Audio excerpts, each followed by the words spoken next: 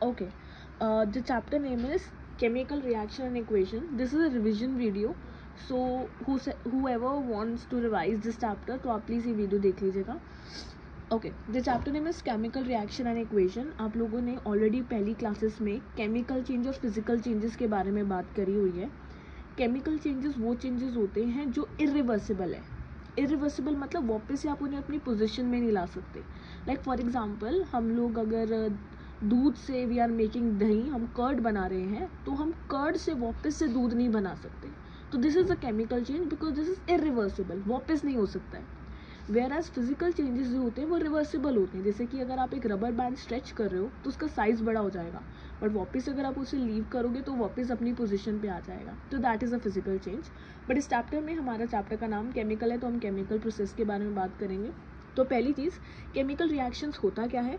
Chemical reaction एक ऐसा process है जिसमें आप 1, 2 या 3 वट सब्सटेंस लेते हो, उन्हें एक दूसरे के साथ मिलाते हो और एक टोटली नया प्रोडक्ट बन जाता है, एक नया सब्सटेंस बन जाता है. जैसे कि फॉर एग्जांपल, यहाँ पे आपको वाटर का फॉर्मूला तो पता होगा, वाटर इज़ H2O, राइट. तो यहाँ पे what we did, we took hydrogen that is H2 and we took oxygen.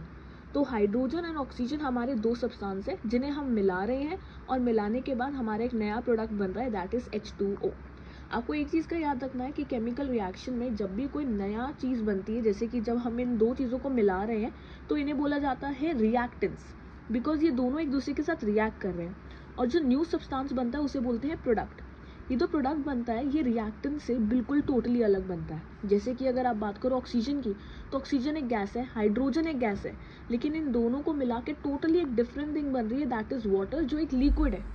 तो जो नया प्रोडक्ट बनता है आप उसे रिकॉग्नाइज भी नहीं कर पाते कि ये किस चीज़ों से बना हुआ है, इसके रिएक्टेंट्स कौन है. जैसे कि हम चाय बनाते हैं, तो चाय बनाने के बाद हमें सब चीज़ों का टेस्ट आता है, चाय पत्ती का, चीनी का, दूध का.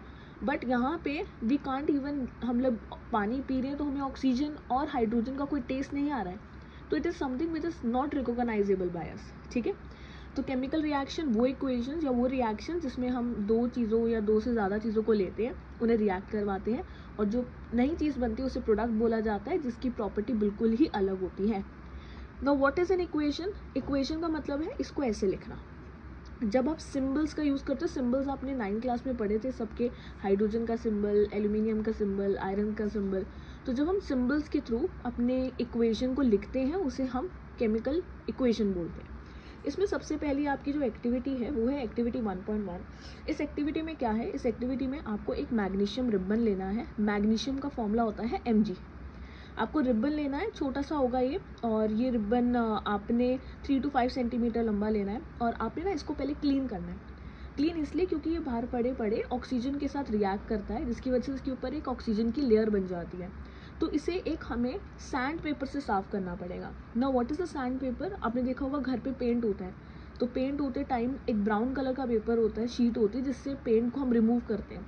बहुत हार्ड सी होती है, तो वही आपका सैंड पेपर होगा. आप उसमें से मैग्नीशियम रिबन को क्लीन करेंगे ताकि उसमें से ऊपर की लेयर हट जाए. अब वो क्लीन मैग्नीशियम रिबन आप एक बर्नर के पास लेके आ रहे हैं, उसे बर्न कर रहे हैं. आपने ये टोंग से इसको पकड़ा हुआ है, टोंग को चिमटा बोला जाता है यूजुअली. टोंग से आपने इसको पकड़ा हुआ है और आप इसे बर्न कर रहे हो. तो आप देखोगे इसमें से ना ये magnesium ribbon white colour powder जैसा नीचे गिर रहा होगा. Now what is basically happening, you must have remember combustion. Combustion मतलब चीज़ों को बर्न करना, आग जलाना. जब भी हम आग जलाते हैं तो हम किसी सब्सटेंस को ऑक्सीजन की सप्लाई देते हैं. तो यहाँ पे भी वही हो रहा है, हम लोग जब मैग्नीशियम को बर्न कर रहे हैं तो हम साथ में उसको ऑक्सीजन दे रहे हैं. तो यहाँ पे एक सब्सटेंस हमारा मैग्नीशियम है, दूसरा सब्सटेंस हमारा ऑक्सीजन है जो बर्न करते हुए आ रहा है. ये दो सब्सटेंस रिएक्टेंट्स है, और जो न्यू प्रोडक्ट बन रहा है जो ये वाइट कलर का है, इसे बोलेंगे मैग्नीशियम ऑक्साइड.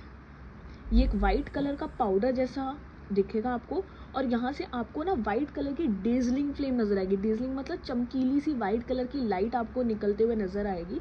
जैसे कि हम पटाखे फोड़ते हैं, क्रैकर्स फोड़ते हैं, तो हमें वाइट कलर की डेजलिंग सी लाइट नज़र आती है, तो वैसी लाइट हमें यहाँ पे नज़र आएगी. और वाइट कलर का ये जो मैग्नीशियम ऑक्साइड है ये पाउडर के फॉर्म में नीचे गिर रहा होगा. तो ये इसकी इक्वेशन है. एक्टिविटी के साथ साथ आपको इक्वेशन अच्छे से पता होनी चाहिए. Mg which is magnesium, O2. अब इसके साथ 2 क्यों आया है वो हम बाद में डिस्कस करेंगे, इसके लिए हम बैलेंसिंग वाला टॉपिक के लिए मैं अलग वीडियो बना दूंगी. This is Mg, this is oxygen, and the product is magnesium oxide. Next activity है हमारी 1.3. इसके अंदर हमने थोड़े से पहले हम 1.3 कर लेते हैं. Take a few zinc granule. Zinc एक मेटल है, उसके छोटे छोटे टुकड़े पत्थर जैसे लेने हैं आपने. आप यहाँ से देख सकते हो कि छोटे छोटे टुकड़े टाइप है. जिंक ग्रैनुअल्स हमने लेना है और आपने ये कॉनिकल, ये फ्लास्क है, इसके अंदर आपने इसको डालना है. और साथ में आपने एक एसिड डालना है जिसका नाम है हाइड्रोक्लोरिक एसिड या sulphuric acid, any acid you can. जैसे आप इन दोनों को एक साथ मिक्स करोगे, आप अगर इस कॉनिकल फ्लास्क को टच करोगे, आप देखोगे बहुत ज़्यादा गर्म हो चुका है, इसका टेम्परेचर बहुत बढ़ गया है. तो जैसे ही टेम्परेचर बढ़ा तो यहाँ पे हुआ क्या, यहाँ पे जैसे हमने जिंक लिया, दैट इज Zn. हमने सल्फ्यूरिक एसिड लिया. सल्फ्यूरिक एसिड का फॉर्मूला होता है H2SO4. तो इन दोनों चीज़ों को हमने रिएक्ट करवाया. रिएक्ट करने से हमारी दो चीज़ें प्रोडक्ट बनी है. एक हमारी हाइड्रोजन की गैस इसमें से निकलेगी, ऊपर की तरफ से निकलेगी, और दूसरा ZnSO4 बनेगा, which is zinc sulphate basically. तो ये आपका प्रोडक्ट हो जाएगा और ये आपके रिएक्टेंट्स हैं. अब हमें कैसे पता चले कि ये गैस हाइड्रोजन की है, क्योंकि ये गैस तो कोई और भी हो सकती है. तो इसको चेक करने के लिए आपने क्या करना है, एक माचिस की तीली इस गैस के पास लेके आओगे जो यहाँ से निकल रही है. जैसे आप इसके पास लेके आओगे, यू विल ऑब्जर्व कि उसमें से पॉपअप की साउंड आ रही है, जैसे कुछ फट रहा है. तो अगर ऐसी कोई आवाज़ आ रही है तो मतलब ये हाइड्रोजन की गैस है. ठीक है, ये equation you need to remember. Next activity 1.2. इसमें आपने क्या लेना है, एक लेड नाइट्रेट लेना है एक टेस्ट ट्यूब में. अब ये लेड नाइट्रेट का फॉर्मूला क्या होता है, ये आपने 9th में चैप्टर नंबर 4 किया था, उसमें क्रॉस वैलेंसी वाले क्वेश्चंस किए थे. तो उसी के हेल्प से आपने इन फॉर्मूलेस को बनाना है.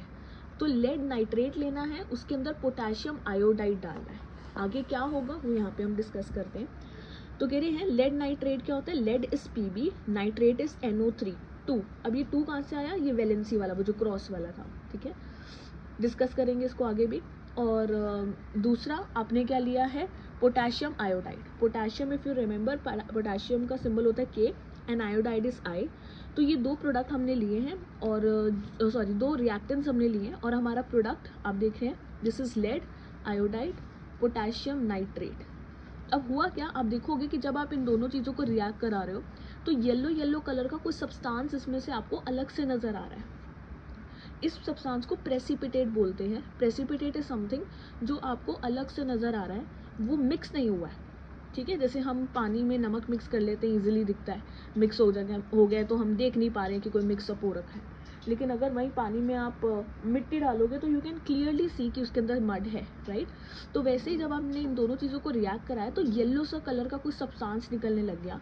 ये येलो क्या है, ये येलो बेसिकली लेड आयोडाइड है, इसे बोलते हैं प्रेसिपिटेट.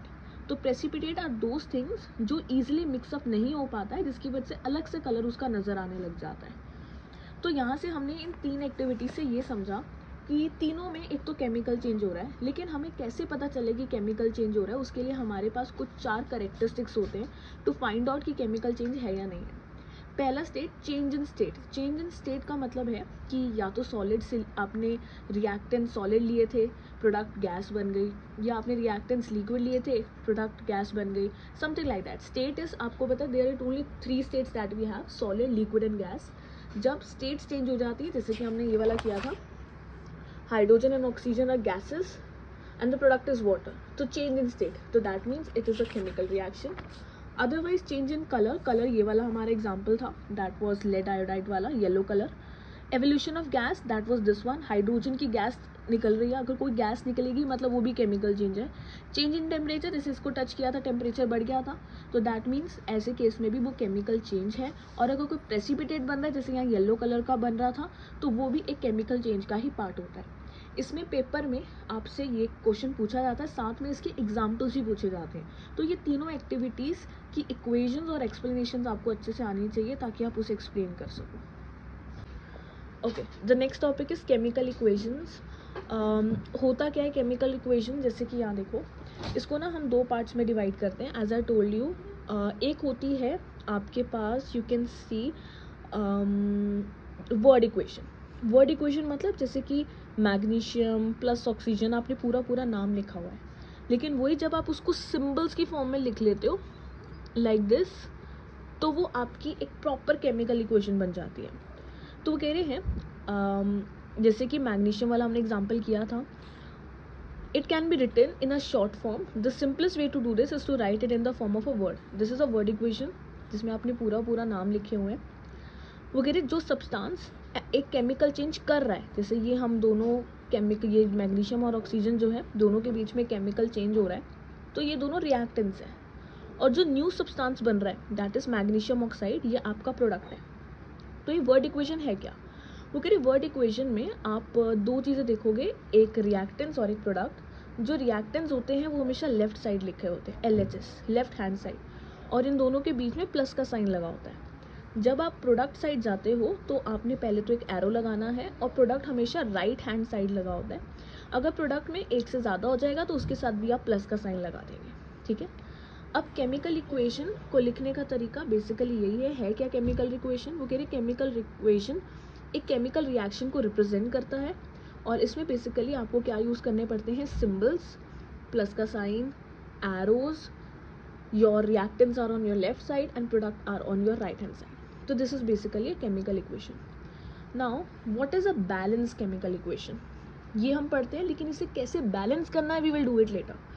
Now आप लोगों ने 9th में वर्क एंड एनर्जी वाला चैप्टर किया था, और उसमें आपने सीखा था conservation of mass, right, if you remember, और conservation of energy, that energy can neither be created not be destroyed. Similarly mass can neither be created not be destroyed. Means अगर आप दो चीज़ें ले रहे हैं, जैसे कि वैसे A एंड B, आपने दोनों को रिएक्ट करवाया, लेट मी से this is 2 kg and let me से this is 5 kg.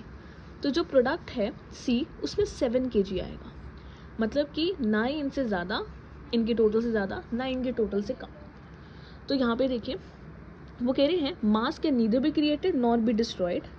The total mass of elements present on the products of the chemical reaction has to be equal to the total mass of element present in the reactants. वो कह रहे हैं कि जो मास आप elements का ले रहे हो, जैसे आप दो एलिमेंट ले रहे हो A और B, तो कह रहे हैं A और B का जो मास है वो आपके प्रोडक्ट साइड के मास के बराबर होना चाहिए एवरी टाइम. अगर बराबर नहीं है तो आपकी इक्वेशन बैलेंस नहीं है और आपको उसे बैलेंस करना पड़ेगा. तो कह रहे जो नंबर है एटम्स के वो ईच एलिमेंट में हमेशा सेम होने चाहिए. नंबर की बात करें, नंबर में आपको जैसे यहाँ डिस्कस करवाती हूँ, जैसे have a look here. If I talk about Mg, तो आप देख रहे हैं Mg के आसपास कोई नंबर नहीं लिखा है, मतलब ये Mg सिर्फ एक है. O आप देख रहे हैं O के नीचे 2 लिखा है, मतलब O कितने हैं? 2 है. तो यहाँ पे रिएक्टेंट साइड Mg एक है और O जो है वो 2 है. लेकिन वहीं अगर आप प्रोडक्ट साइड आओ तो Mg के पास भी कोई नंबर नहीं है, O के पास भी कोई नंबर नहीं है, मतलब दोनों 1-1 है. तो that means this is not balance. Balance इसलिए नहीं है क्योंकि Mg यहाँ 1 है, यहाँ पे भी Mg 1 है, ठीक है, लेकिन यहाँ ऑक्सीजन 2 है, यहाँ पे ऑक्सीजन 1 है, तो ये बैलेंस नहीं है. तो हमें इसे बैलेंस करना पड़ेगा. कैसे करना है I will discuss with you in the next video. Okay, let's move forward. ये टॉपिक पूरा बैलेंसिंग के ऊपर है.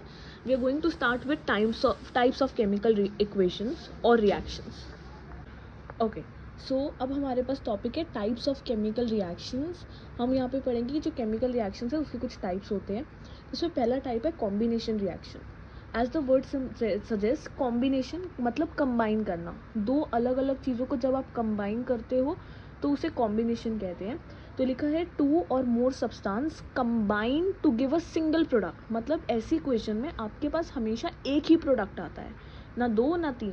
आप मिलाते हो 2 या 2 से ज़्यादा चीज़ें, जैसे कि आप यहाँ देखो और यू सी हियर, यहाँ पे आप देख रहे हैं कि दो रिएक्टेंट्स हैं, लेकिन आपका प्रोडक्ट सिर्फ एक ही है. रिएक्टेंट्स 2 हैं, प्रोडक्ट एक ही है. रिएक्टेंट 2 से ज़्यादा हो सकते, कोई प्रॉब्लम नहीं है, लेकिन प्रोडक्ट आपका एक ही होना चाहिए. ये मैं इसलिए समझा रही हूँ आपको क्योंकि आपके पेपर में ना आता है कि आपको बताना पड़ेगा कि ये कौन सा टाइप है. तो first one is combination reaction. इसमें हम पहली एक्टिविटी पढ़ेंगे which is very very very important और पेपर में बार बार पूछी जाती है. इसमें आपको कुछ थोड़ा सा कैल्शियम ऑक्साइड लेना है. You can see the word calcium oxide, और इसका दूसरा नाम क्विक लाइम भी होता है. तो याद रखना calcium oxide and quick lime both are same. आपने धीरे धीरे करके इसमें पानी ऐड करना है. नाउ कैल्शियम ऑक्साइड का फॉर्मूला क्या होगा? Calcium is Ca, oxide is O. तो CaO जिसको हम क्विक लाइम भी बोलते हैं, इसमें हमने धीरे धीरे करके पानी डाला है विच इज़ H2. अब आप बीकर टच करोगे, बीकर का टेम्परेचर बढ़ गया है, इसमें हीट निकल रही है. हीट कोई प्रोडक्ट नहीं होती है, हीट ऑब्वियसली केमिकल रिएक्शन हुआ है, तो हमने पढ़ा था ना कि हमें कैसे पता चलेगा, तो टेम्परेचर चेंज हो सकता है, तो टेम्परेचर चेंज हो गया तो हीट निकली है, ठीक है। बट प्रोडक्ट क्या है? प्रोडक्ट सिर्फ ये एक है, इसको बोलते हैं कैल्शियम हाइड्रोक्साइड, CaOH2, और इसका दूसरा नाम होता है स्लेक्ड लाइम। तो आपने क्विक लाइम में पानी ऐड किया और आपको क्या मिला? Slack lime. अब ये जो क्विक लाइम है ये बेसिकली यूज़ कहाँ किया जाता है? ये सीमेंट इंडस्ट्री में हम इसको यूज़ करते हैं, और ये जो स्लेक लाइम है ये घर में वाइट वॉश करने के लिए यूज़ किया जाता है। वो कह रहे इस रिएक्शन में जो कैल्शियम ऑक्साइड है और जो वाटर है वो दोनों कंबाइन होके उन्होंने आपको एक सिंगल प्रोडक्ट दिया है जिसका नाम है कैल्शियम हाइड्रोक्साइड। सिंस एक ही प्रोडक्ट बना है इसलिए इसको कॉम्बिनेशन रिएक्शन बोला गया। Again see this table. वो कह रहे हैं कि ये जो स्लेक लाइम आपने प्रोड्यूस किया है, slack lime, what was slack lime? This one, calcium hydroxide. कैसे बना था स्लेक लाइम? जब आप क्विक लाइम में पानी ऐड करते हो तो स्लेक लाइम बन जाता है जिसका नाम होता है कैल्शियम हाइड्रोक्साइड। वो कह रहे हैं ये जो स्लेक लाइम आपने प्रोड्यूस किया है ये घरों में वाइट वॉश करने के लिए यूज़ किया जाता है। कैल्शियम हाइड्रोक्साइड धीरे धीरे करके वाइट वॉश समझते पेंट करने के लिए। आप इसे क्या करते हो? आप इसको पेंट एज अ पेंट की तरह यूज़ करते हो और वॉल्स पे लगा देते हो। जब आप इसे पेंट करते हो तो हमारे इन्वायरमेंट में आपको पता है कार्बन डाइऑक्साइड की गैस होती है, और साथ में जब भी पेंट लगता है तो वो गीला होता है, मतलब उसके अंदर पानी है। तो आपके आसपास का जितना भी कार्बन डाइऑक्साइड है, जितना भी मतलब कार्बन डाइऑक्साइड ऑब्वियसली होगा, तो वो क्या करेगा? वो इस कैल्शियम हाइड्रोक्साइड के साथ रिएक्ट करेगा। मतलब कि आप देख रहे हैं कैल्शियम हाइड्रोक्साइड की लेयर आपने पानी के साथ ऑब्वियसली मिक्स करी होगी और आपने वॉल्स पे लगाई है।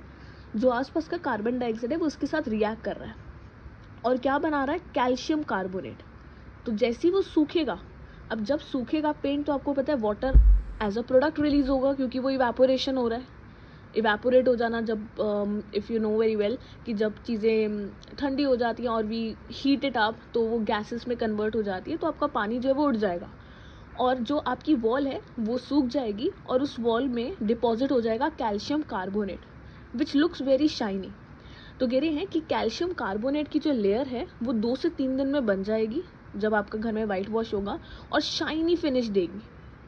तो ये रिएक्शन है। कैल्शियम हाइड्रोक्साइड हमें कैसे मिला था? हमने क्विक लाइम में वाटर ऐड किया था तो हमें स्लेक लाइम मिल गया, दैट इज कैल्शियम हाइड्रोक्साइड। ये वाइट वॉश के लिए यूज़ किया जाता है, तो आप इसको घरों में वाइट वॉश करेंगे तो आसपास की जो कार्बन डाइऑक्साइड है उसके साथ ये रिएक्ट करके कैल्शियम कार्बोनेट की लेयर बना देगा। 2 से 3 दिन के अंदर पानी उसमें से उड़ जाएगा और आपकी लेयर जो है वॉल की लेयर वो बिल्कुल क्लीन और शाइनी नजर आएगी। These are some more example of combination reaction. जैसे आप देख रहे हैं बर्निंग ऑफ कोल, कोल मतलब कोयला, कोल इस कार्बन, बर्न करोगे तो ऑक्सीजन देना पड़ेगा, तो इन दोनों को मिला के कार्बन डाइऑक्साइड बन रही है which is CO2। Only single product तो कॉम्बिनेशन है। Hydrogen plus oxygen give water H2, only single product तो कॉम्बिनेशन है, ठीक है। वो कह रहे हैं कुछ ऐसे रिएक्शंस होते हैं जब रिएक्ट करते हो उसमें से हीट निकलती है, जैसे कि यहाँ वाले में देखो हीट निकली है, राइट, दिस वन हीट निकल रही थी। तो ऐसे रिएक्शन को हम एक्सोथर्मिक रिएक्शंस बोलते हैं जिनमें हीट निकलती है। जैसे कि इसका पहला एग्जाम्पल तो हमने ऑलरेडी कर लिया, एक्टिविटी 1.4 ये वाली।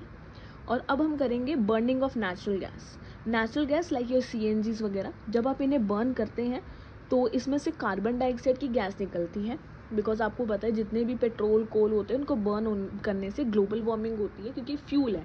फ्यूल को जब भी आप बर्न करोगे, जितने भी फ्यूल्स होते हैं ना, जैसे आपने सुना होगा फॉसिल फ्यूल्स के बारे में, कार्बन, कोल, CNG, पेट्रोलियम, ये सब ना कार्बन से बने होते हैं।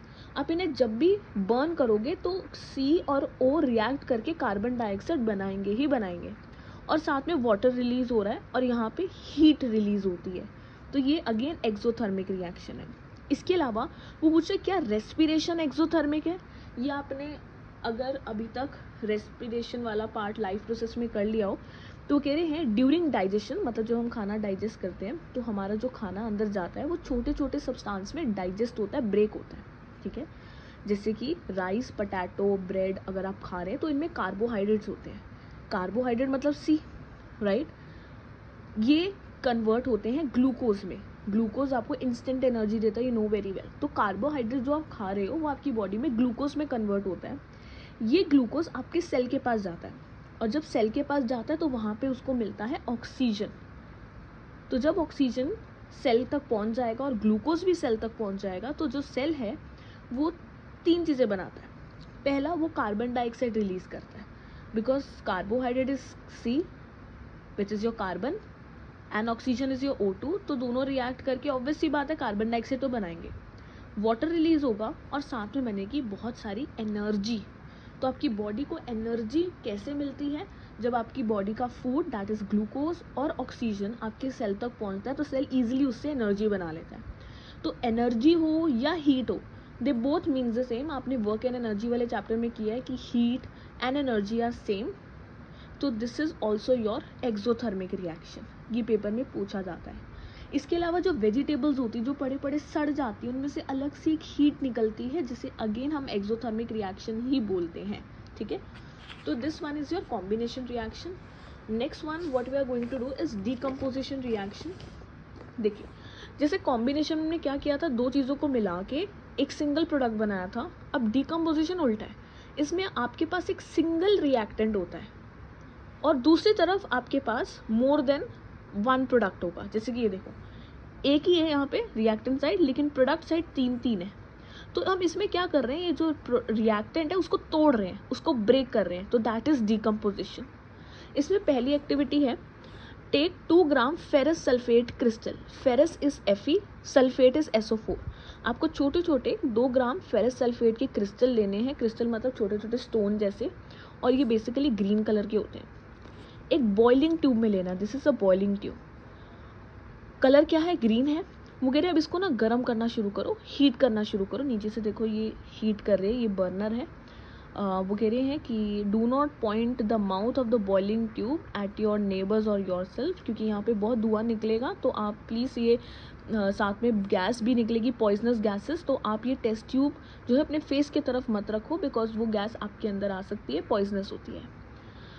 तो अब आप उसे हीट करो. आप देखोगे धीरे धीरे करके इसका कलर ग्रीन से वाइट हो रहा है और फिर वाइट से अचानक से ब्राउन होने लग गया. ब्राउन इसलिए क्योंकि सड़ने लग गया ऑब्वियसली, क्योंकि यहाँ पे कुछ पानी वानी तो ऐड हमने किया ही नहीं है. सिंपल बस हमारा फेरस सल्फेट है.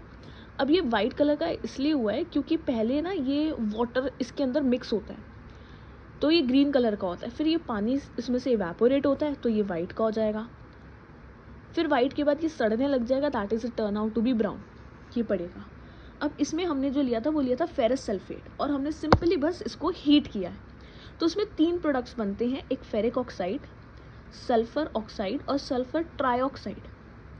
वो कह रहे इस रिएक्शन में आप देखोगे कि जो सिंगल प्रोडक्ट है वो 3 प्रोडक्ट्स, सिंगल रिएक्टेंट 3 प्रोडक्ट्स में डिवाइड हो रहा है, इसलिए इसको डीकम्पोजिशन बोल रहे हैं क्योंकि हम इसको डिवाइड कर रहे हैं.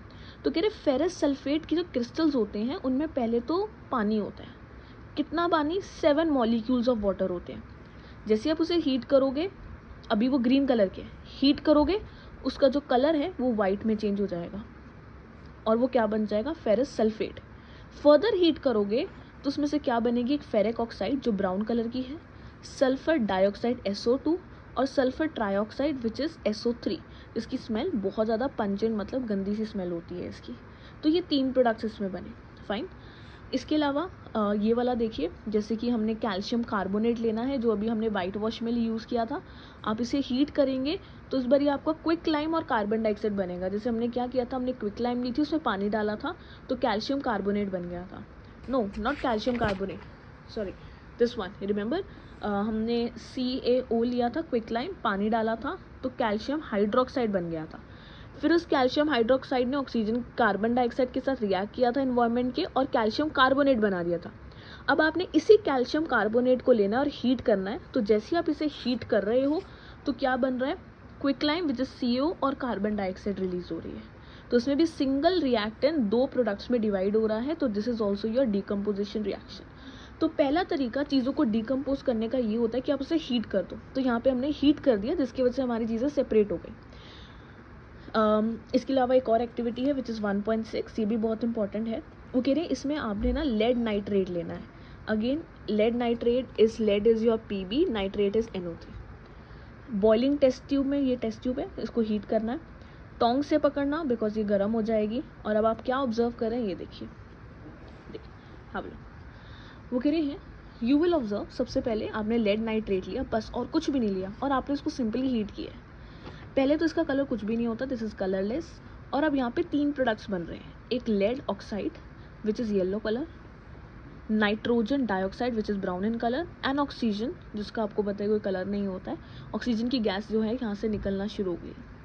Single reactant divide into 3 products, तो this is a decomposition reaction. Colour भी चेंज हो रहा है, तो आपको पता है जब भी केमिकल रिएक्शन होता है तो कलर चेंज हो सकता है, और यहाँ पे कलर चेंज हो रहा है।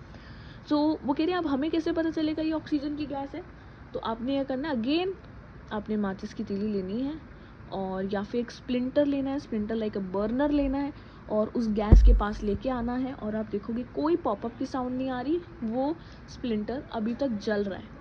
अगर वो जल रहा है तो मतलब ये ऑक्सीजन की गैस है, क्योंकि कोई भी चीज़ आपको पता है ऑक्सीजन जो है वो बर्निंग को सपोर्ट करता है, मतलब बर्निंग करवाता है, आग जलाता है। तो अगर आग जलती जा रही है तो मतलब दैट इज़ एन ऑक्सीजन की गैस जो उसको जलने में मदद कर रही है। ये भी पेपर में बार बार पूछा जाता है, तो ये भी आपको पता होना चाहिए। अभी तक हमने सिर्फ हीट की है, अब हम करेंगे next step which is electrolytic decomposition. ये था थर्मल डिकम्पोजिशन, हीट करने से। ये है इलेक्ट्रोलिटिक, इसमें हमने इलेक्ट्रिसिटी पास करनी है। अब इसके लिए क्या करना है, आपको एक प्लास्टिक का मग लेना है, ये रहा मग, उसके अंदर 2 होल्स नीचे आपने ड्रिल करने हैं, और नीचे साथ में ब्राउन कलर का आप देख रहे हैं, ये है रबर स्टॉपर्स। इसके अलावा आपने कार्बन की इलेक्ट्रोड्स है, ब्लैक कलर की 2 इलेक्ट्रोड्स आपने अंदर लगानी है ये रबर स्टॉपर्स के ऊपर। इस इलेक्ट्रोड को प्रॉपरली आप एक बैटरी से कनेक्ट कर दो 6 वोल्ट की, ताकि यहाँ पे हम इलेक्ट्रिक सर्किट बन जाए। इस मग में आप पानी ऐड कर दो, ताकि ये जो इलेक्ट्रोड्स है ब्लैक वाले वो पूरे के पूरे पानी के अंदर हो। आपने कुछ ड्रॉप्स एक एसिड की डालनी है जिसका नाम है सल्फ्यूरिक एसिड, और ये डाइल्यूट होना चाहिए। डाइल्यूट का एसिड का मतलब होता है कि यहाँ पे आपका पानी ज़्यादा होना चाहिए और एसिड कम।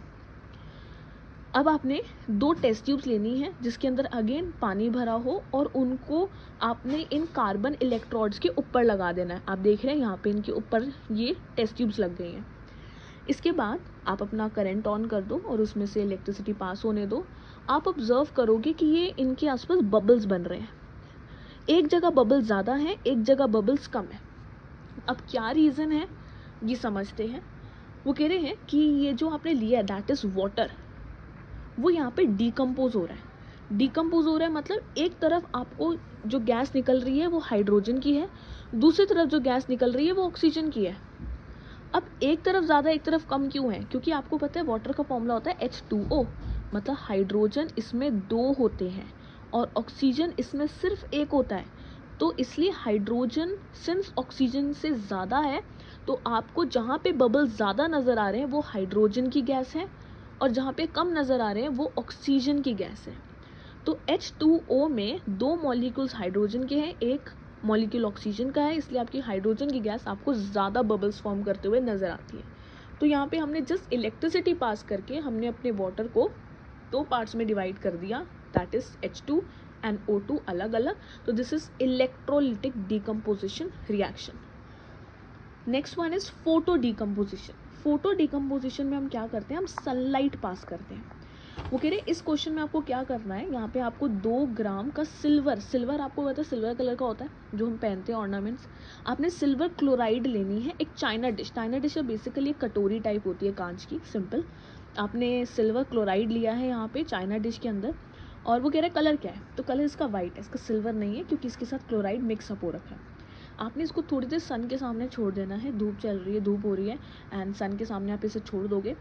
थोड़ी देर बाद आप ऑब्जर्व करोगे कि आपको सिल्वर कलर की कोटिंग नज़र आ रही है, और येलोइश ग्रीनिश कलर की गैस इसमें से उड़ रही है। तो कह रहे ये जो वाइट कलर का सिल्वर क्लोराइड आपने लिया था धीरे धीरे करके ग्रे हो रहा है। क्यों ग्रे हो रहा है, क्योंकि आपको पता है सिल्वर का कलर ग्रेइश टाइप होता है। तो सिल्वर पीछे रह गया, और इसमें से जो क्लोरीन की जो गैस है वो उड़ गई, इवेपोरेट हो गई लाइट से। तो लाइट ने बेसिकली हीट ही दी है, we can say that, okay, because light जो सन की आ रही है वो हीट देती है। तो हीट दी है हमने, जिसकी वजह से हमारा यहाँ पे जो क्लोरीन की गैस है वो उड़ गई है, और पीछे बच गया सिर्फ सिल्वर जो ग्रेइश कलर का होता है। तो this is again you took a single reactant और 2 प्रोडक्ट्स बन गए। तो this is a decomposition reaction, और सिंस ये सनलाइट की वजह से हो रहा है तो इसको हम फोटो डिकम्पोजिशन, फोटोसिंथेसिस या फोटोकेमिकल डिकम्पोजिशन रिएक्शन भी बोलते हैं। ओके, देन ये एक और एग्जांपल इसका दिया हुआ है। इसमें दिया है कि ये AgBr है, Ag is silver, Br is bromide. आपने अगेन इसको सन के सामने रखा और Ag अलग हो गया, ब्रोमाइड अलग हो गया। वो कह रहे ये वाली जो एक्टिविटी है, ये जो इक्वेशन है, ये ब्लैक एंड वाइट फोटोग्राफी जो पहले के टाइम पे होती थी उसमें इसको यूज़ किया जाता था। इसके अलावा वो कह रहे हैं जैसे हमने किया था ना कि जिन रिएक्शंस में हीट निकलती है वो हमारे एक्सोथर्मिक रिएक्शंस होते हैं, वैसे ही जिन रिएक्शंस में हम हीट देते हैं उन्हें एंडोथर्मिक रिएक्शन कहते हैं। जैसे कि आप यहाँ देखोगे पुराने वाले में हमने यहाँ पे हीट दी है, तो उस हीट को इन्होंने एब्जॉर्ब कर लिया और एब्जॉर्ब करने के बाद ये केमिकल रिएक्शन हुआ है, तो दिस इज एंडोथर्मिक। बट अगर हीट अलग से रिलीज होती है, जैसे अगर मैं बोलूँ मैंने हीट दी नहीं और यहाँ पे हीट रिलीज हो रही है, तो दैट मीन्स वो एक्सो है। बट यहाँ पे अगर आप हीट दे रहे हो किसी सब्सटेंस को और उस हीट की वजह से आपका केमिकल रिएक्शन हो रहा है, तो उसे एंडोथर्मिक रिएक्शन बोला जाता है। Okay, so next one is displacement reaction. See, place का मतलब होता है जगह और डिस्प्लेस का मतलब होता है आपको अपनी जगह से हटा देना। तो ये बेसिकली क्या है, जैसे कि एक एग्जांपल के थ्रू करते हैं। You and your friend sit together in your class, okay, आप और आपका फ्रेंड है। व्हाट हैपन, एक नया बच्चा क्लास में आता है और मे बी पुराना हो। 2 दिन आप स्कूल नहीं आए ड्यू टू एनी रीज़न, तो पीछे से आपका फ्रेंड उस दूसरे बच्चे के साथ बैठना शुरू कर दिया। They become good friends and now they are sitting together. You came back after 2 days and you saw your friend is sitting with someone else. So what your friend did? Your friend changed your position. Your place was changed. This is known as displacement. Now why your place was changed? Because maybe your friend don't like you. Maybe your friend like more of that person जिसके साथ वो भी बैठा हुआ है. Any reason can be there. But mostly अगर हम बात करें रिएक्शंस की, तो हमने जो भी एलिमेंट्स अभी तक पढ़े हैं उनको हमने एक रिएक्टिविटी सीरीज़ में अरेंज किया है। रिएक्टिविटी सीरीज़ एक ऐसी सीरीज़ है जहाँ पे जितने भी ज़्यादा जो एलिमेंट जो सबसे जल्दी चीज़ों के साथ रिएक्ट करते हैं वो ऑन टॉप होते हैं। फिर जैसे जैसे उनकी रिएक्टिविटी कम होती रहती है उनको हम नीचे लिखते रहते हैं, जैसे आप यहाँ पे देख रहे हो। इसमें आप देखोगे जो पोटेशियम सबसे ऊपर लिखा हुआ है, मतलब it is the most reactive element, बहुत जल्दी सबसे स्ट्रॉन्ग है। उससे कम स्ट्रॉन्ग सोडियम है, उससे कम स्ट्रॉन्ग बेरियम है, और ऐसे करके उनकी स्ट्रॉन्गनेस कम होती रहती है। Okay, so what actually happen, let's try to understand with activity 1.9। और लेट्स डू वन थिंग, पहले ये समझते हैं। देखिएगा इसमें लिखा है Zn is your zinc and CuSO4 copper sulfate. Now here copper and sulfate are 2 friends sitting together and the third friend is your zinc. Let's see कि क्या zinc जो है वो copper से ज़्यादा reactive है। तो यहाँ पे हम reactivity series देखेंगे। Where is our zinc? You can see zinc is here, okay, and then we talk about copper. Copper is here. तो the third element zinc is reactive, ज़्यादा strong है क्योंकि ऊपर है।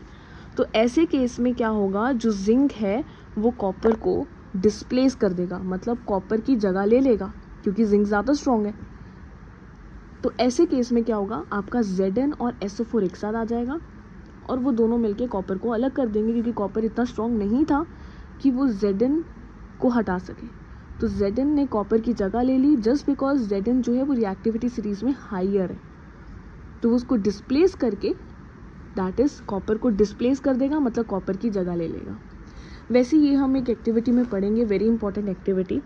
लिखा है take 3 iron nails and clean them. Iron nails मतलब आपको बेसिकली कील लेनी है 3, उनको अच्छे से आपने सैंड पेपर से क्लीन कर लेना है। 2 आपने टेस्ट ट्यूब्स लेनी है, जैसे ये टेस्ट ट्यूब्स होती हैं, एक को हम A लेबल कर देंगे, एक को B। दोनों टेस्ट ट्यूब में आपने ना कॉपर सल्फेट का सोल्यूशन डालना है जो ब्लू कलर का होता है, डार्क ब्लू कलर का कॉपर सल्फेट का solution. Copper sulphate is CuSO4, okay. और जो आप आयरन नेल्स ले रहे हैं, they are made up of iron and इसका सिंबल होता है Fe। नाउ आपने क्या करना है, अब ये जो दोनों आयरन नेल्स हैं, आपने उसको 2 आयरन नेल्स को, 3 में से 2 नेल्स को आपने ऐसे थ्रेड से इसके अंदर डाल दिया और इसको बांध दिया है, और ये आयरन नेल पूरी की पूरी इस कॉपर सल्फेट सॉल्यूशन के अंदर डिजॉल्व है। अब 20 मिनट तक इसको छोड़ दो और ऑब्जर्व करो। नेक्स्ट स्टेप में आप क्या ऑब्जर्व करोगे, यू विल ऑब्जर्व कि ये वो आयरन नेल है जो आपने बिल्कुल क्लीन करके रखी थी, तीसरी वाली जो आपने इस सॉल्यूशन में नहीं डाली, और ये वो है जो सॉल्यूशन में डाली थी। इसका कलर टोटली चेंज हो गया, ये ब्राउन कलर की हो गई है। ऐसा क्या है? क्योंकि द रीज़न इज़ इसके ऊपर कॉपर का कलर चढ़ गया। कॉपर का कलर ब्राउनिश कलर का होता है और ये कॉपर जो है वो इसमें से हट के इस पे आ गया, और जो हमने टेस्ट ट्यूब ली थी जो बिल्कुल ब्लू कलर की थी कॉपर सल्फेट, वो अब पेल ब्लू हो गई, मतलब बिल्कुल लाइट ग्रीन टाइप का कलर इसका हो गया, क्योंकि उसके अंदर जो कॉपर था वो किसके ऊपर चढ़ गया? आयरन के ऊपर। तो दिस इज डिस्प्लेस हो गया, राइट। तो हमने क्या लिया था? कॉपर सल्फेट इसके अंदर लिया था और ये ली थी हमने आयरन की नेल।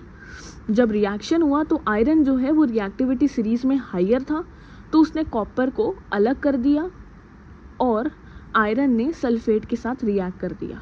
कॉपर आपका सेपरेट हो गया क्योंकि आयरन जो था वो स्ट्रॉन्ग था। तो this is your displacement reaction, ठीक है। ऐसे ही आपके पास है डबल डिस्प्लेसमेंट रिएक्शन। डबल में क्या होता है, जैसे आप देखो यहाँ पे NaSO4 है, दो हैं Na और SO4, यहाँ पे BaCl है, दो हैं Ba और Cl। ये दोनों अपने पार्टनर्स एक्सचेंज कर लेंगे, मतलब कि जो Na है वो आप देख रहे हैं Cl के पास चला जाएगा और जो Ba है वो SO4 के पास आ जाएगा। पार्टनर्स दो बारी चेंज हो गए, that is double displacement reaction. तो इसकी एक्टिविटी पढ़ते हैं। वो कह रहे हैं 3 ml आपने सोडियम सल्फेट लेना है, सोडियम सल्फेट इज Na2SO4, और दूसरे टेस्ट ट्यूब में आपने बेरियम क्लोराइड लेना है और दोनों को आपने मिक्स करना है। जब आप मिक्स करेंगे तो आप थोड़ी देर बाद देखेंगे कि दो प्रोडक्ट्स बन रहे हैं। एक तो वाइट कलर का प्रेसिपिटेट बनेगा, प्रेसिपिटेट यू रिमेंबर जो मिक्स नहीं हो पाता है, ये कौन सा है? BaSO4, you should remember this is white precipitate, and NaCl that is sodium chloride. So दोनों ने अपने पार्टनर्स एक्सचेंज कर लिए, इसलिए इसको डबल डिस्प्लेसमेंट रिएक्शन बोला जाता है, क्योंकि ये चीज़ दो बार ही हुई है। Now the last one is your oxidation and reduction reaction. Okay, see oxidation and reduction reaction थोड़ा सा कॉम्प्लिकेटेड है। अब ऑक्सीडेशन रिएक्शन कौन सा रिएक्शन होता है जिसमें आप ऑक्सीजन को ऐड कर रहे हो या फिर आप हाइड्रोजन को हटा रहे हो। रिडक्शन में क्या होता है कि आप ऑक्सीजन को या तो हटा रहे हो या हाइड्रोजन ऐड कर रहे हो, मतलब उल्टा हो गया। यहाँ ऑक्सीजन ऐड होता है, यहाँ पे ऑक्सीजन हटता है, यहाँ पे हाइड्रोजन हटता है, यहाँ पे हाइड्रोजन ऐड होता है। तो that is oxidation and reduction reaction. जैसे कि यहाँ पे देखो, आपने एक कॉपर लेना है, ये रहा कॉपर, और आप इसको, ये रेडिश ब्राउनिश कलर का होता है, और आप इसे वो कह रहे हैं द सरफेस, आप इसे हीट कर रहे हो। जब आप इसे हीट करते हो ऑब्वियसली बात है आप ऑक्सीजन तो दे रहे हो उसको कहीं ना कहीं। तो कह रहे हैं जो सरफेस है कॉपर पाउडर का, उसके ऊपर वो ब्लैक कलर का हो जाएगा क्योंकि वो जल गया है बेसिकली। तो उसे बोलते हैं कॉपर 2 ऑक्साइड, कॉपर ऑक्साइड बन गया है बेसिकली वो, क्योंकि आपने उसमें ऑक्सीजन सप्लाई किया है। तो आपने यहाँ पे ऑक्सीजन को ऐड किया है। तो ऑक्सीजन ऐड करना क्या होता है? Oxidation reaction. अभी आप देखोगे रिएक्टेंट साइड कॉपर के पास सिर्फ ये Cu है, ऑक्सीजन नहीं है, लेकिन प्रोडक्ट साइड Cu के साथ O आ गया, मतलब इसमें ऑक्सीजन ऐड हो गया, ठीक है। तो कह रहे हैं कि अगर आप इसको वापस से नॉर्मल पोजीशन पे लाना चाह रहे हो तो आप इसमें हाइड्रोजन पास कर दो। कह रहे जैसे ही आप हाइड्रोजन पास करोगे तो देखो CuO में हमने हाइड्रोजन पास किया, तो जो हाइड्रोजन है वो ऑक्सीजन के साथ मिलके वाटर बना लेगा और आपका कॉपर अलग हो जाएगा। तो अगर आपने इस इक्वेशन को रिवर्स करना है तो सिंपली आप इसमें से हाइड्रोजन की गैस पास करोगे, और पास करने की वजह से हाइड्रोजन और ऑक्सीजन मिलके वाटर बना लेंगे और कॉपर सेपरेट हो जाएगा। वो कह रहे हैं कि if a substance gain oxygen, वो कह रहे हैं कि अगर सब्सटेंस ऑक्सीजन गेन कर रहा है, उसके पास ऑक्सीजन आ रहा है, तो वो ऑक्सीडाइज्ड हो रहा है। लेकिन अगर वो ऑक्सीजन लूज़ कर रहा है, जैसे यहाँ पे देखो अभी ऑक्सीजन है अब नहीं है, उसने लूज़ कर लिया, तो वो रिड्यूस्ड हो गया। तो कह रहे इस रिएक्शन के दौरान जो कॉपर 2 ऑक्साइड है ये वाला, वो ऑक्सीजन को लूज़ कर रहा है, दैट मीन्स वो रिड्यूस्ड हो रहा है। द हाइड्रोजन, और जो हाइड्रोजन है वो ऑक्सीजन को गेन कर रहा है, उसके पास ऑक्सीजन आ रहा है, तो वो कहीं ना कहीं ऑक्सीडाइज्ड हो रहा है। तो ऐसे रिएक्शन जिसमें आपको दोनों दिख रहे हैं, रिडक्शन भी और ऑक्सीडेशन भी, इन्हें हम रीडॉक्स रिएक्शन बोलते हैं या ऑक्सीडेशन रिडक्शन रिएक्शन बोलते हैं, इसमें दोनों आ रहे हैं। अगेन देखिए, इसमें से ऑक्सीजन हट रहा है तो दिस इज रिड्यूस्ड, इसके पास ऑक्सीजन आ रहा है तो दिस इज ऑक्सीडाइज। तो दोनों चीज़ें चल रही हैं, इसलिए इसको रीडॉक्स रिएक्शन बोलते हैं। अब यहाँ देखिए, वही चीज़ एक्सप्लेन करिए। ये रिड्यूस हो गया, ये ऑक्सीडाइज हो गया।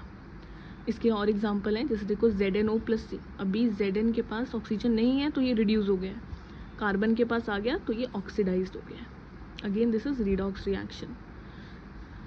सो अब यहाँ पे मेन जो आता है वो आता है oxidising agent and reducing agent. Now what is this? देखिए, एजेंट कौन होता है? जो आपका ना काम करवाता है। तो अगर मैं बात करूँ इस इक्वेशन की, आप देख रहे हैं कि ZnO जो है वो रिड्यूस हो रहा है। अब एजेंट कौन होता है जिसको रिड्यूस होने में मदद कर रहा है? और वो कौन है? वो है कार्बन, क्योंकि कार्बन इसका ऑक्सीजन ले रहा है। वो बोल रहे कोई बात नहीं, अगर तूने रिड्यूस होना है तो तू मुझे ऑक्सीजन दे दे। तो कार्बन उसकी मदद कर रहा है, तो ये एजेंट है। कौन सा एजेंट है? रिडक्शन एजेंट है, क्योंकि वो उसको रिड्यूस होने में मदद कर रहा है। तो रिड्यूसिंग एजेंट इसमें कार्बन है। वैसे अगर हम बात करें, कार्बन ऑक्सीडाइज हो रहा है। वो क्यों ऑक्सीडाइज हो रहा है? क्योंकि उसके पास ऑक्सीजन आ रहा है। लेकिन ऑक्सीजन कौन दे रहा है? ऑक्सीजन ये दे रहा है ZnO। तो ये उसको ऑक्सीडाइज होने में मदद कर रहा है देखा जाए तो ZnO एक तरीके का एजेंट हुआ जो कार्बन को मदद कर रहा है ऑक्सीजन देने में। तो ZnO आपका ऑक्सीडाइजिंग एजेंट बन जाएगा। ओके, अगेन समझिए, अगर कार्बन में ऑक्सीजन आ रहा है तो वो ऑक्सीडाइज है, ऑक्सीडेशन हो रहा है। ये ऑक्सीजन किसकी मदद से आ रहा है? क्योंकि इसके पास ऑक्सीजन है तभी। तो ये एक एजेंट है, तो इसको हम ऑक्सीडाइजिंग एजेंट बोलेंगे। वैसे जो Zn है उसके पास ऑक्सीजन हट रहा है, तो ये हट क्यों रहा है? क्योंकि कार्बन ने ले लिया, तो कार्बन उसको मदद कर रहा है रिड्यूस होने में, इसलिए कार्बन आपका रिड्यूसिंग एजेंट है। इस तरीके से पेपर में पूछा जाता है। ना the last topic is corrosion and rancidity. देखिए, कोरोजन का मतलब होता है जब आपका मेटल ना खराब हो जाता है, बाहर पड़े पड़े, जैसे आयरन भी हो, उसमें जंग लग जाता है और उसका टेक्सचर और उसकी स्टेबिलिटी, स्ट्रॉन्गनेस कहीं ना कहीं ख़त्म होने लग जाती है, तो उसे हम कोरोजन कहते हैं। तो यहाँ पे वो बोल रहा है कि व्हेन अ मेटल, जब एक मेटल आसपास की सराउंडिंग के मॉइस्चर मतलब वाटर या एसिड के साथ रिएक्ट करता है तो वो ख़राब होने लग जाता है, जिसे हम कोरोजन कहते हैं। आप देखोगे कि बहुत बारी होता है आपकी सिल्वर की आइटम्स काली पड़ने लग जाती हैं, कॉपर के ऊपर ग्रीन कलर की कोटिंग हो जाती है, आयरन के ऊपर ब्राउन कलर का रस्टिंग हो जाती है। ये सब कोरोजन का ही पार्ट है। तो जैसे हम आयरन की बात करें तो आयरन Fe होता है और वो आसपास के ऑक्सीजन के साथ रिएक्ट करता है, जिसकी वजह से उसके ऊपर ये आयरन ऑक्साइड की लेयर बन जाती है, जिसे हम रस्टिंग कहते हैं। रस्टिंग इक्वेशन है, जैसे कि रस्टिंग के लिए ना दो चीज़ें बहुत इंपॉर्टेंट है, एक है ऑक्सीजन, दूसरा है वाटर। अगर दोनों में से कोई एक नहीं होगा कभी भी रस्टिंग नहीं होगी। तो रस्टिंग करने के लिए दो चीज़ें बहुत ज़रूरी हैं, ऑक्सीजन एंड वाटर। ऑक्सीजन नहीं है, वाटर है, तो भी रस्टिंग नहीं होगी, और अगर ऑक्सीजन है, वाटर नहीं है, तो भी रस्टिंग नहीं होगी। तो रस्टिंग करने के लिए हमें आयरन चाहिए, ऑक्सीजन चाहिए, वाटर चाहिए। ये तीनों चीज़ें मिला के आपका रस्टिंग कर देते हैं। ये रस्ट है, रस्ट का फॉर्मूला है Fe2O3XH2। ये X इससे लिखा है क्योंकि ये पानी के, वाटर के जितने भी मॉलिक्यूल्स होंगे 7, 8, 9, 10 वो यहाँ पे लिख दिए जाएंगे। लेकिन अगर आप रस्टिंग अवॉइड करना चाहते हैं, प्रिवेंट करना चाहते हैं, तो सिंपली आप अपने आयरन को पेंट करके रखो। बिकॉज पेंट क्या करेगा, उसको एक बैरियर बना देगा, आसपास के ऑक्सीजन और वाटर को आयरन के कांटेक्ट में नहीं आने देगा, जिसकी वजह से आपका आयरन करोड नहीं होगा। बहुत बड़ी होता है साइकिल्स में चेन अड़ जाती है तो वो रस्टिंग होती है, तो हम ऑयलिंग कर देते हैं। इसके अलावा गैल्वेनाइजेशन क्या होता है, जैसे आपके पास ये आयरन है, आप इसके ऊपर एक जिंक की लेयर बना देते हो। जिंक की लेयर जब आप, जैसे आप कॉपीज़ में क्या करते हो, अपना कवर चढ़ा देते हो, अगर कभी कवर उतारो तो कॉपीज़ बिल्कुल न्यू जैसी होती है। तो वैसे ही हम इस आयरन के ऊपर जिंक की कोटिंग करते हैं। जिंक मतलब Zn की कोटिंग। वो कोटिंग करने से क्या होता है कि उस लेयर की वजह से ऑक्सीजन और वाटर उस आयरन के अंदर नहीं आ पाते, मिल ही नहीं पाते, क्योंकि ऊपर कोटिंग है। जब उस कोटिंग को रिमूव करोगे आपका आयरन बिल्कुल वैसे का ही वैसा आपको मिलेगा। तो कोरोजन से बहुत बारी होता है कि हमारी गाड़ियाँ ख़राब हो जाती है, ब्रिजेस पुराने हो जाएंगे तो वो ख़राब हो जाएंगे, रस्टिंग हो जाएगी, आयरन वीक पड़ने लग जाते हैं। 10 साल 12 साल बाद जब उनमें जंग लग जाएगा वो कमज़ोर हो जाएंगे, शिप्स ख़राब हो जाएंगी और गवर्नमेंट का इसमें बहुत खर्चा होता है। वैसे रैंसिडिटी क्या होता है, आप देखते हैं बहुत बारी गर्मियों के मौसम में स्पेशली दूध फट जाता है, या खाने में, सब्जियों में, गर्मियों के मौसम में यूजुअली दूध फट जाता है या सब्जियों से स्मेल आने लग जाती है बाहर पड़े पड़े, उसे रैंसिडिटी कहते हैं। अब हमारा जितना भी खाने की सब्जियां बनती हैं उन सब में ना फैट और ऑयल होता है। फैट और ऑयल तो ऑब्वियसली हो गई होगा, ये फैट और ऑयल आपके एनवायरनमेंट में जो ऑक्सीजन है उसके साथ रिएक्ट होके ऑक्सीडाइज हो जाते हैं और आपके खाने को ख़राब कर देते हैं, डैट इज़ रैंसिड कर देते हैं, और उसमें से बहुत गंदी स्मेल आती है और टेस्ट भी चेंज हो जाता है। तो rancidity is what, when fats and oil जो आपकी फूड में है वो ऑक्सीजन के साथ रिएक्ट करके ऑक्सीडाइज हो जाएंगे, तो वो आपके खाने को ख़राब कर देंगे। इस कंडीशन को सॉल्व करने के लिए आप क्या करो, आप अपने खाने में एंटीऑक्सीडेंट्स ऐड करो। एंटीऑक्सीडेंट्स बेसिकली फूड को प्रिजर्व करने के वो केमिकल्स होते हैं जो आपके खाने को ऑक्सीजन के साथ रिएक्ट नहीं होने देते हैं और आपका खाना ख़राब नहीं होता है। अदरवाइज़ आप इसको फ्रिज में रखो, कंटेनर जैसे बिस्किट्स लाए हो, बिस्किट्स ओपन खोल दोगे तो सिल जाएंगे, डब्बे में बंद करके रखो ताकि ऑक्सीजन के कांटेक्ट में ना आए। आप देखोगे कि जो हमारे चिप्स के पैकेट्स होते हैं बहुत ज़्यादा फ्लफ़ी फूले फूले होते हैं, जैसे हम उसको खोलते हैं और बाहर रखते हैं थोड़ी देर के लिए वो सिल जाते हैं, क्योंकि वो जो उसके अंदर जो फूलन थी ना वो एक गैस की वजह से, जिसका नाम था नाइट्रोजन की गैस। नाइट्रोजन की गैस ऑक्सीजन से उसको रिएक्ट ही नहीं होने देगी आपके चिप्स को, लेकिन जैसे आप पैकेट खोलते हो सारी नाइट्रोजन की गैस उड़ जाती है और ईजिली ऑक्सीजन अंदर आ जाता है और वो आपके चिप्स के साथ रिएक्ट करके उसको ऑक्सीडाइज कर देता है, जिसकी वजह से आपका खाना सिल जाता है। ठीक है, तो इतना था इस चैप्टर में।